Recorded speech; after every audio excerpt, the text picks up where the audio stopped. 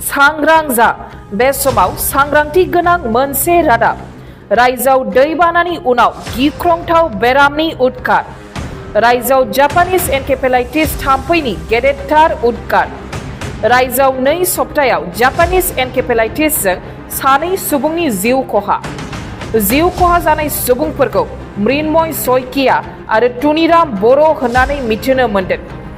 Japanese एनकेफेलाइटिसखौ लानानै रायजोनि सावस्रि बिफाना सांग्रांथि होदों। जापानिज एनकेफेलाइटिसआ गलाघाटआवबो गिख्रंथाव महर लादों।